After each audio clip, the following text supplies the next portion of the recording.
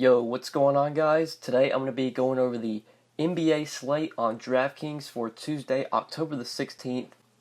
NBA is finally back. Going to be breaking down the NBA slate pretty much every day. Try and get videos out Monday through Friday for sure during NBA season. I'm not sure if I'll be making videos on the weekends, especially with NFL around, but I'll be making daily NBA videos. I love NBA. It's one of my favorite sports besides NFL.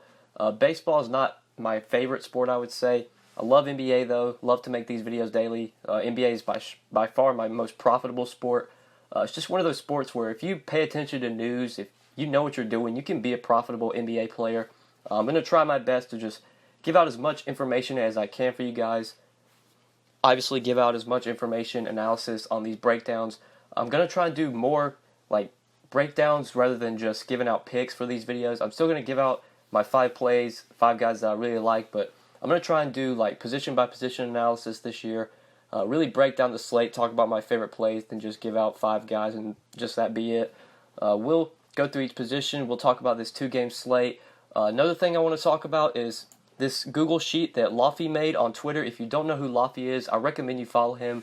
His Twitter account is @Lofty_D. He made a prepper sheet which just gives you everything you need to know to get ready for this NBA season. He pretty much went through every team and showed the guys that they added, the guys that they subtracted from their team, and he added the depth chart as well, projected starting lineup, and some notes. Lofty did a great job on this. If you guys watch Osimo's YouTube channel, you probably know who Lofty is. Really sharp guy, really knows what he's doing. He's a great NBA analyst.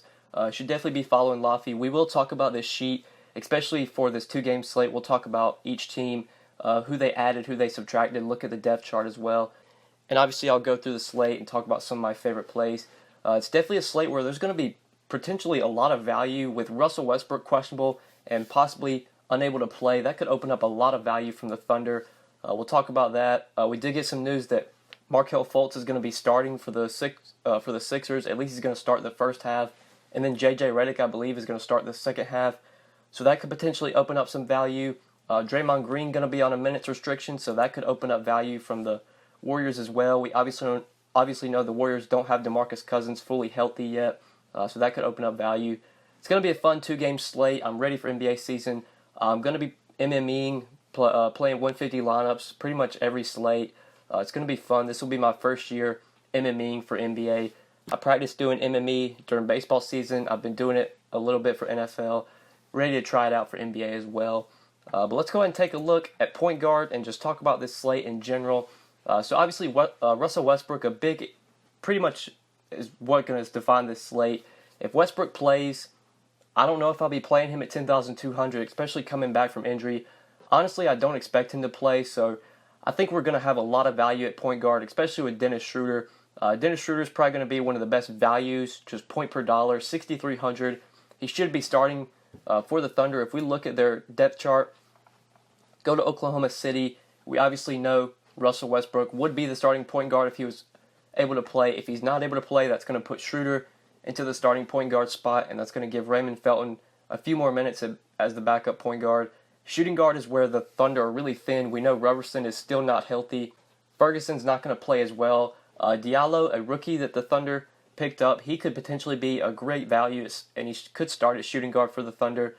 We have Paul George, who obviously is going to be a great play if Russell Westbrook is out, just going to get a ton of usage.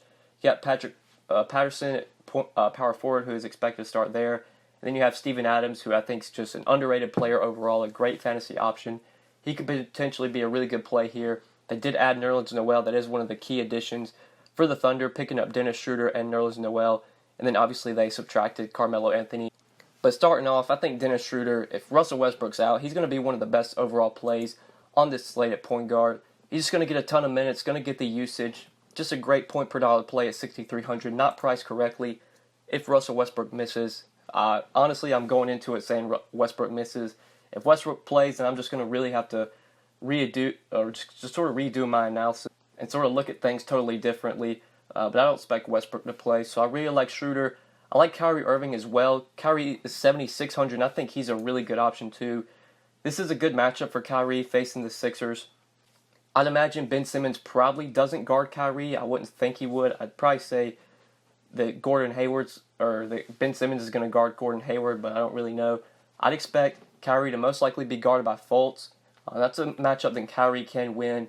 Gordon Hayward is going to be on a minutes restriction, so he's only going to play about 25 minutes for the first few weeks. We've already gotten that news. So Kyrie's pretty much going to be the usage monster, the primary ball handler for this Celtics offense. Really like him at 7,600. Like I said at the beginning, a lot of value on this slate that we will talk about. So that's kind of where I'm looking to go at point guard. It's if Westbrook misses, it's Schroeder, definitely. Kyrie, I really like. Steph Curry's obviously playable. Ben Simmons is obviously playable, but my focus point at this position is Schroeder and Kyrie. The value plays, though, there are value plays. You could go to Markelle Fultz at 5K, who is expected to start. For the Sixers, it's not a good matchup, though. We know Boston has a really good defensive team overall, especially against shooting guards and point guards. They're pretty good defensively. Jaylen Brown, Marcus Smart, two of the better defenders in the league. Don't love this spot for Fultz at 5K, but if he's starting, if he's going to get the minutes, he has to be in consideration. But the value plays, there is value, especially let's move over to shooting guard and talk about Diallo, who could be starting for the Thunder, and he is only 3,100.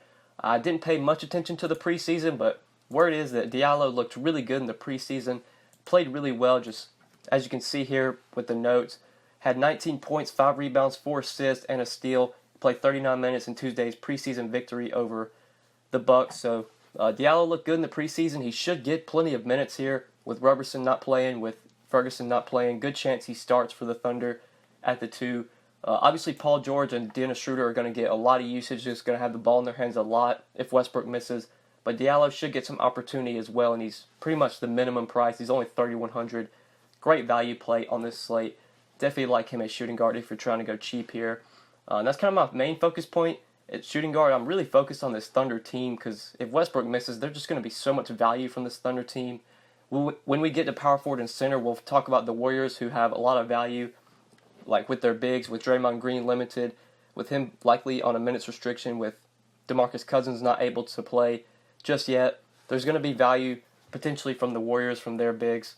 So we'll talk about that. But for the guards, I'm looking to the Thunder and just trying to get value from that team. You do have some value, though, from like Andre Iguodala at 4K, who could potentially be looking at big minutes here. There's a chance that Iguodala could start. They could start Curry at point guard, then Clay. Then they could start Iguodala at the 3. Or no, that probably wouldn't work out. I would say they'd start Iguodala at 3, play Kevin Durant at the 4, and then Draymond at center. But I believe they've already announced that Damian Jones is going to be the starting center. So Iguodala is probably going to be coming off the bench, most likely. But with Draymond on a minutes restriction, that could open up more minutes for Iguodala. And at 4K, he could be a value play. I'd probably rather get down to Diallo, especially if Diallo is going to start. But Iguodala is definitely a value option I like if you want to go to him. But let's go ahead and move on to small forward. This position for me is all about Paul George. If Russell Westbrook's out, Paul George at 8K is just a stone lock for me.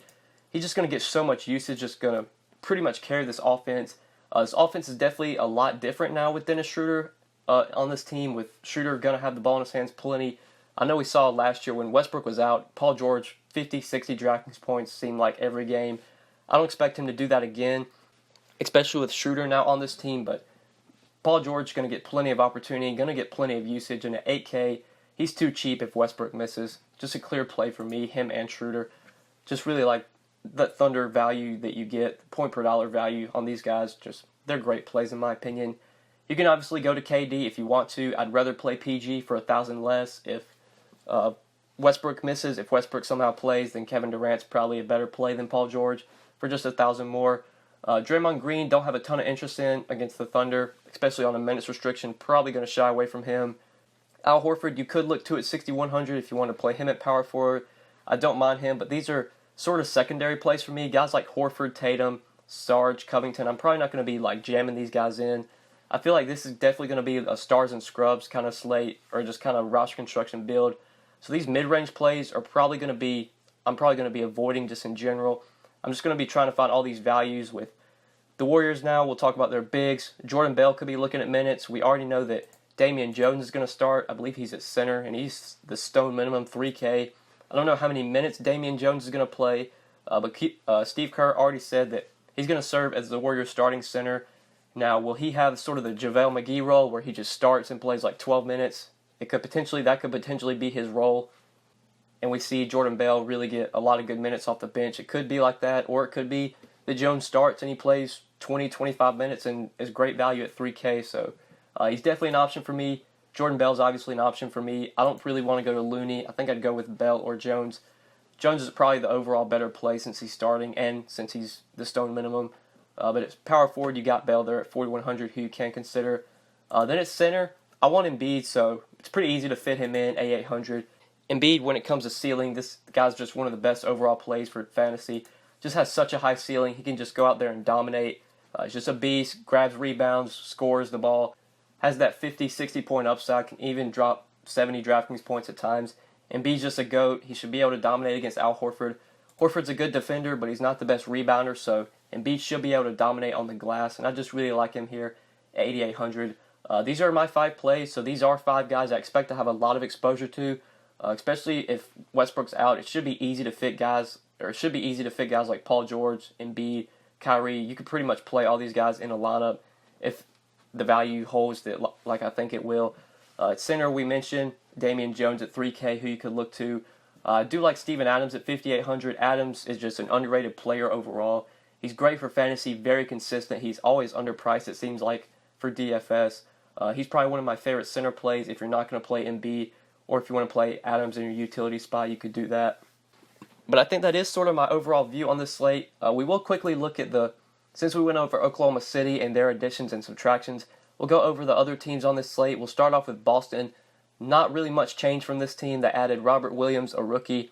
Pretty much the only guy they lost was Greg Monroe, who didn't play that big of a role in this offense last year. It's pretty much the same team as last year, except Hayward's healthy now, and we're going to see Hayward with this team.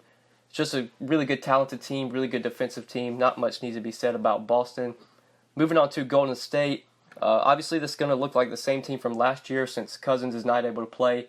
It's going to be Curry, Thompson, Durant, Draymond, Iguodala, Bell. That's probably going to be the guys you want to look to from the Warriors. When Cousins comes back and is fully healthy, then obviously this team's going to be totally different. But for now, it's pretty much the same team. Did lose JaVale McGee, did lose Pachulia, and did lose Nick Young, but those guys really weren't heavily involved in this offense. So the Warriors, pretty similar to last year, except adding Cousins, but he's not able to play right now, so that's not that big of a concern for now. We went over Oklahoma City. We went over their additions and subtractions. Now we'll talk about Philadelphia, who did make some moves, added some rookies.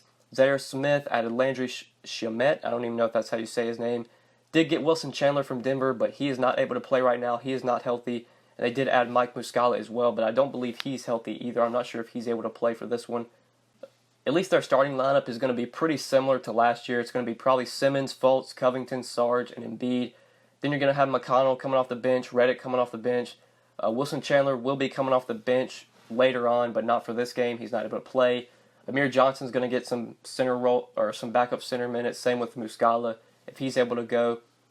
It will be interesting to see who gets minutes from Covington, who plays a lot of the minutes at small forward. Probably going to play they'll probably play a lot of lineups where they put Redick at small forward or they put Fultz at small forward, or maybe even Simmons at small forward and let Redick or Fultz run point. I don't expect guys like Anthony Brown or Kormats to get much minutes. So the Philadelphia sort of depth chart and additions and subtractions are sort of similar. Pretty much the big team that made a lot of key moves was definitely the Thunder. Adding Dennis Schroeder, adding Noel does sort of muck things up a bit, especially adding Schroeder.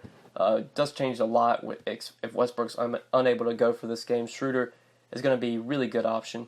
But yeah, I think that's it for this NBA slate. Shout out to Lofty for making this prepper sheet. You guys can check it out if you want to. Just go to Lofty's Twitter.